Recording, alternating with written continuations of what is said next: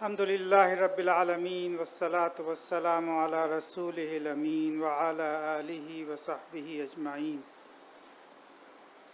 My dear President of UMT, Ibrahim Hassan Murad, Rector of UMT, Dr. Asif Raza, and our chief guest today, Samar Mubarak Band, I'm really honored to have you here today.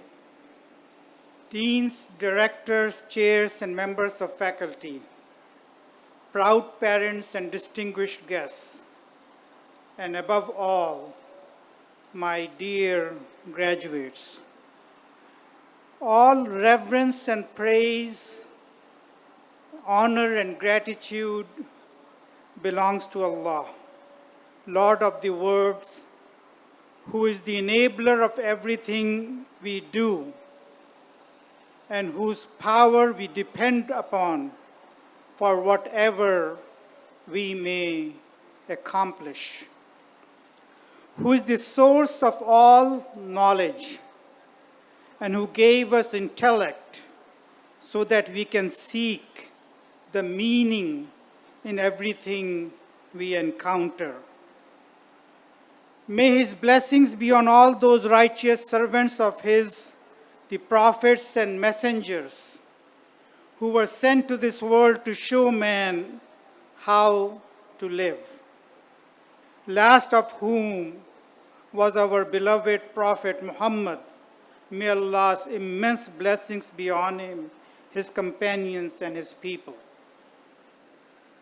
Before I start, I also want to take this opportunity to express my appreciation and gratitude to the exceptional faculty and staff of this great university who impart the university its character and its excellence. Without you, UMT will be just a collection of buildings and nothing more. I commend your passion, your commitment, and your dedication. My dear graduates, I'm sure that when you joined UMT just a few short years ago, your thoughts must have been that this is an investment into your future, that you felt that the knowledge and skills that UMT offered were essential to your making it in the world. So here we are, this beautiful morning, in this beautiful city of Lahore. We are here to recognize you, to celebrate you, to celebrate your success, and to confer on you degrees as proof that you made it. So congratulations on what must be a proud moment for you and everyone who contributed to your success in reaching this milestone. But the world you are about to enter is not a physical world limited to the laws of physics in all its workings. Not everything can be explained through mathematical equations or scientific research or data analysis. It's a complex world in which the most complex beings are us humans that constantly defy expectations and patterns of predictable outcome. We are unpredictable because each one of us carries a mind of our own, unique to each one of us. We have proven again and again throughout human history on this earth that our bodies can be chained and shackled, that we may be physically enslaved, but our minds remain free. Our thoughts cannot be enslaved. For our Creator has endowed us with this power, that power of mind, the power to choose, the power to decide that is so personal that nothing outside us can reach it, no technology can touch it, no machine can detect it. A power that is unmatched by any other creation that we may encounter in this world, because none have the strength to bear it. Inna aradna al-amanata ala as-samawati wal-ardi wal-jibali fa-abayna an yahmilnaha wa ashfaqna minha. We offered this trust to the heavens and the earth and the mountains, yet they refused to undertake it and were afraid of it. So at every turn in life and every new day that dawns upon us, we face a dilemma. What should we do? A dilemma that cannot be resolved by any technology that you may have learned, any decision-making process that you may have been taught. Your only guide is your inner compass, your nafs with its fujur and taqwa that you are born with, that constantly alerts you, prompts you, pokes you, rebukes you. This is the greatest challenge of life, more challenging than the most complex questions, requiring a scientific answer, a researched answer, an intellectual answer waiting for a genius to deliver it. This is what makes us moral beings, responsible for our actions, accountable for everything we do. This is where there are grave consequences, more than simple accidents and failures in the physical world. For every choice we make, every path that we take, there are consequences for us, and consequences for the societies that we belong to. Consequences that are not limited to this world, but beyond this world. We feel it all around us. We feel it in the strife that we find ourselves surrounded by. We feel it in the deeply polarized societies, unable to negotiate a middle ground. We feel it in the unprincipled civil and uncivil politics, even at the helms of superpowers. We feel it in the corruptions that cripples our best efforts. We feel it in the mistrust that destroys our relationships. And above all, we feel it when our inner self is restless.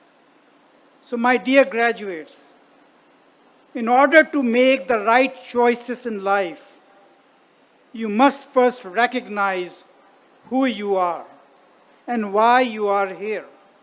As citizens of Pakistan, a primarily Muslim country, we know the answer to these questions. We believe in some universal truths. We believe that there is a right way and a wrong way. So why, despite having the best minds, skills and knowledge, we are unable to build a healthy, prosperous society, a rule-based society? Why there is such a disconnect between our deeply held religious views and choices we make every day?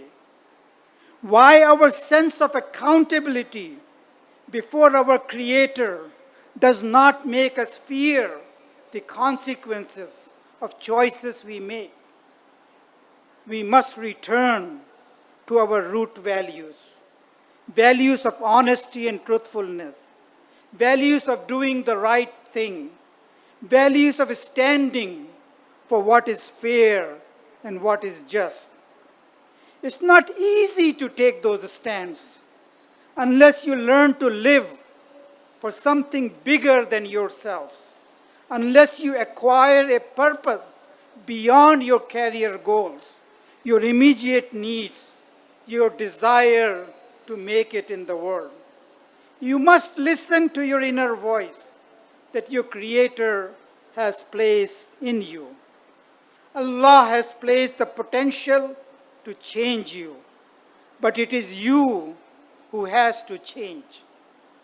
Since no one has access to your inner self except you, no one has any control over you except you. Don't settle on ordinary. Make your lives extraordinary. Do not look for the path to becoming extraordinary in books and speeches. The path to become extraordinary is within you. To become extraordinary is not something limited to the few, but born with certain traits, but is within reach for anyone who endeavors to become great through purpose and persistence and doing things the right way. The world that you are going to face is a world filled with possibility of change and improvement. A world that is craving for someone to soothe its soul. Someone who is willing to cultivate once again the humanity that we are born with capacities to rise and become the best, or to fall and deteriorate to mere animals or worse. I want to end by quoting Dr. Suhaib Murad from one of these past conventions. Welcome to the society as the responsible citizens of Pakistan, as the conscientious members of the Ummah, as the constituents of the global community. The real world awaits you. Those who enter it with commitment actually conquer it. Those who confine themselves to paychecks get promptly paid indeed, but soon gets checked out. But those who continuously learn and define their purpose in the light of their infinite potential get promoted, positioned, and projected. I pray that Allah enables you to recognize the bigger things in life and to do your best, that you achieve success in this world and the next. Thank you very much.